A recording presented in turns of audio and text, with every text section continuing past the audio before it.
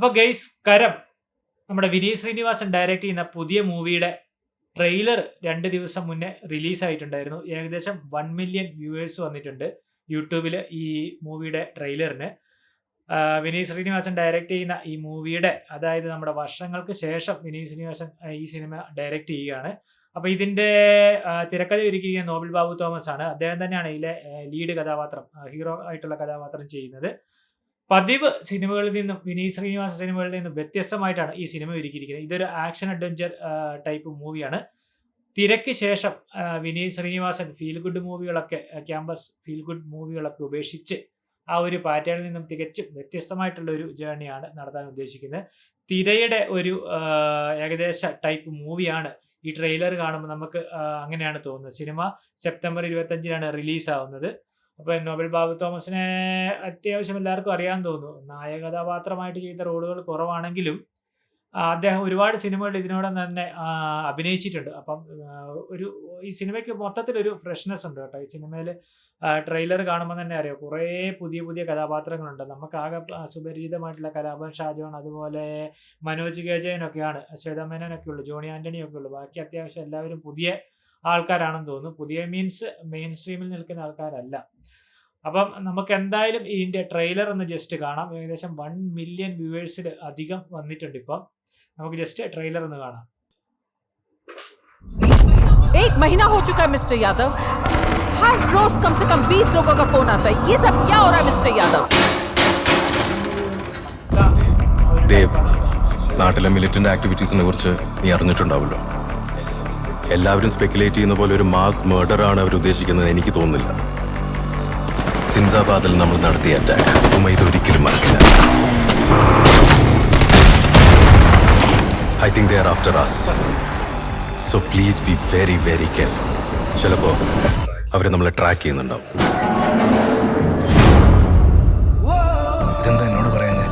അങ്ങനെ പലതും നീ എന്നോട് ഇപ്പോഴല്ല പറയുന്നത്. നിനക്ക് നിന്റെ കാര്യം മാത്രം, നിന്റെ അപ്പനെ പോലെ തന്നെ. It was your decision, not my fault. Sir എങ്ങോട്ട് വേണേലും പോകും. കാര്യം എന്താണെന്ന് എന്നോടൊന്ന് പറ. He can't speak. Later I killed him. ഇത് വേറൊരു രാജ്യമാണ്. Don't put all of us in danger, please.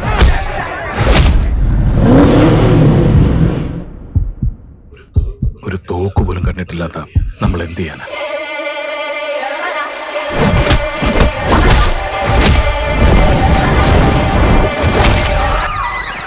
വേണ്ട സാറേ, ഇത് നമുക്കൊന്നും ചെയ്യാൻ പറ്റുന്ന കാര്യമല്ല.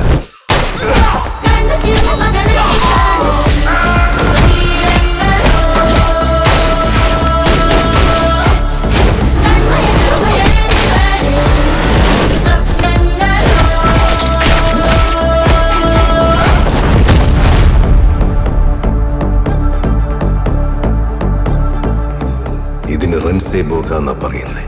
ഹാൻഡ് ഓഫ് ഗോഡ്, ദൈവത്തിന്റെ കരം. കൊള്ളാം, എനിക്ക് നല്ല ഇഷ്ടപ്പെടും കേട്ടോ. നമ്മൾ ആ തിര ഇല്ലേ, തിര കണ്ട ഒരു മൂഡാണ് കേട്ടോ ഈ ട്രെയിലർ കാണുമ്പം ശരിക്ക് ഫീൽ ചെയ്യുന്ന. കറക്റ്റ് ഒരു തിര പോലെ ഒരു അഡ്വഞ്ചർ ആയിട്ടുള്ള ഒരു ആക്ഷൻ മാസ് മൂവിയാണ് കേട്ടോ.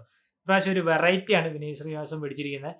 നമ്മുടെ നോബിൾ ബാബു തോമസ് അത്യാവശ്യം നന്നായിട്ട് ചെയ്തിട്ടുണ്ട്.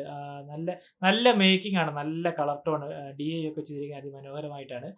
എന്തായാലും നല്ല സിനിമയായിരിക്കും നമുക്ക് പ്രതീക്ഷിക്കാം. വൈശാഖ് സുബ്രഹ്മണ്യമാണ് കേട്ടോ സിനിമ പ്രൊഡ്യൂസ് ചെയ്യുന്നത്. സെപ്റ്റംബർ 25-നാണ് സിനിമ റിലീസാവുന്നത്.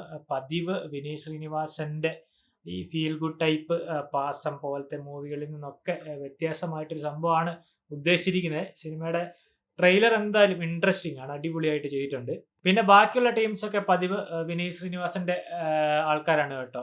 ടെക്നിക്കൽ സൈഡിൽ ജോമോൻ ടി ജോണാണ് ക്യാമറ ചെയ്തിരിക്കുന്നത്. അതുപോലെ ഷാൻ റഹ്മാനാണ് മ്യൂസിക് കൈകാര്യം ചെയ്തിരിക്കുന്നത്. അപ്പോൾ അത്യാവശ്യം നല്ല ഒരു മൂവി ആയിരിക്കുമെന്നാണ് എൻ്റെ ഒരു വിശ്വാസം. കാരണം അവരുടെ ആ ഒരു കൂട്ടുകെട്ടിൽ വരുന്ന മൂവിക്ക് ഒരു മിനിമം ഗ്യാരണ്ടി. പിന്നെ രഞ്ജൻ എബ്രഹാമാണ് എഡിറ്റ് ചെയ്തിരിക്കുന്നത്. പുള്ളിയുടെ കട്ടൊക്കെ അറിയാലോ, ആ ട്രെയിലർ കാണുമ്പോൾ തന്നെ നമുക്കത് ഫീൽ ചെയ്യും. പിന്നെ ഒരു പ്രധാന താരം ഇവാൻ വുക്കോ മാനോവിക്കാണ്. നമ്മുടെ ISLൻ്റെ കോച്ചായിരുന്നു അദ്ദേഹം. അദ്ദേഹം ഒരുപാട് ടീമിനെ കോച്ച് ചെയ്തിട്ടുണ്ട് ഇൻ്റർനാഷണൽ ലെവലിലും. അതുപോലെ നമ്മുടെ ഇന്ത്യയിലെ ഫുട്ബോൾ പ്രീമിയർ ലീഗിൻ്റെ കേരള ബ്ലാസ്റ്റേഴ്സിൻ്റെ കോച്ച് കൂടിയായിരുന്നു ഇദ്ദേഹം. ഇതിനകത്തൊരു നെഗറ്റീവ് ഷെയ്ഡുള്ള കഥാപാത്രം ചെയ്തിട്ടുണ്ട്. നെഗറ്റീവ് ഷെയ്ഡ് ആണെന്നാണ് എനിക്ക് തോന്നുന്നത് ട്രെയിലർ കണ്ടിട്ട്. അദ്ദേഹത്തിന് അത്യാവശ്യം നല്ല റോളാണെന്നാണ് കേൾക്കുന്നത്. എന്തായാലും മൂവിയുടെ ട്രെയിലർ സംഭവം സെറ്റായിട്ടുണ്ട്. എന്തായാലും നമുക്ക് സെപ്റ്റംബർ 28 വരെ നമുക്ക് കാത്തിരിക്കാം. ആ സമയത്താണ് സിനിമയുടെ റിലീസ് വരുന്നത്. മറ്റൊരു തിര എനിക്ക് പേഴ്സണലി ഇഷ്ടപ്പെട്ട ഒരു സിനിമയാണ് കേട്ടോ. വലിയ വിജയമായിട്ടില്ലെങ്കിലും എനിക്ക് ഭയങ്കര വിനീത് ശ്രീനിവാസൻ്റെ സിനിമകളിൽ ഒരുപാട് ഇഷ്ടമുള്ള ഒരു മൂവി കൂടെയാണ് തിര. അപ്പം തിര പോലൊരു മൂവി ഞാൻ ഈ മൂവിയും പ്രതീക്ഷിക്കുന്നുണ്ട്, ആ ഒരു റേഞ്ച്. എന്തായാലും നമുക്ക് അതുവരെ റിലീസ് വരെ കാത്തിരിക്കാം.